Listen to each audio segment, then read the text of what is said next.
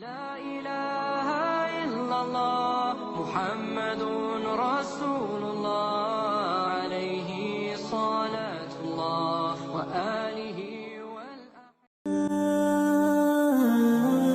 Describe him to me. And Muslims, look at the description of your Rasul. And for some, this would be the first time you hear what your Prophet looked like. I saw a man of striking appearance. ظاهر الوضاء أبلج الوجه, radiant face, حسن الخلق, beautifully created. لم تعبه الثجلة, his belly wasn't protruding. ولم تزر به السعلة, nor was his head disproportionate and small. وسيم قسيم, proportionate and delicate, finely made, a specimen of a creation. في عينيه دعج, in his eyes there was a contrast. The dark was immensely dark, the white was excessively white. وفي أشفاره وطف, and his eyelashes were long.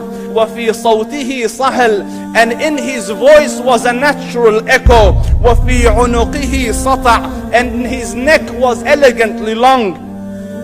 وفي لحيته كثاثة, his beard was full and thick. أزج أقرن, his eyebrows were arched, but they were not joined. It was separated. In summit فعليه الوقار, when he was silent, dignity covered him. وإن تكلم سماه وعلاه البهاء, and when he spoke it was audible and clear, almost commanding and overtaking. أجمل الناس وأبهاهم من بعيد, from afar the most striking and outstanding in appearance. وأحسنهم وأجملهم من قريب, and when he came near, the best of them and the most handsome of them in closeness.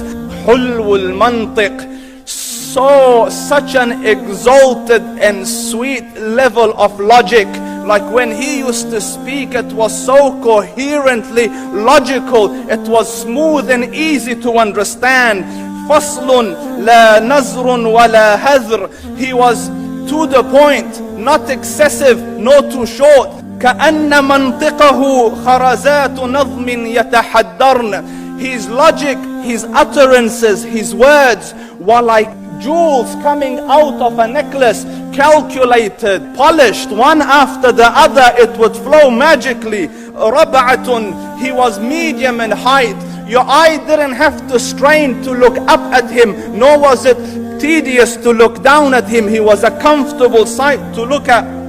له رفقاء يحفون به, he had friends, the people that were with him, they were working around him to try to serve and protect him. إن قال سمعوا لقوله, when he used to say something, they used to hearken to what he used to say. وإن أمر تبادروا إلى أمره, when he commanded, they used to compete to fulfill the command. This is Muhammad Rasulullah. This is Muhammad Rasulullah. Anas ibn Malik says, he says, I came out one night, it was the full moon night.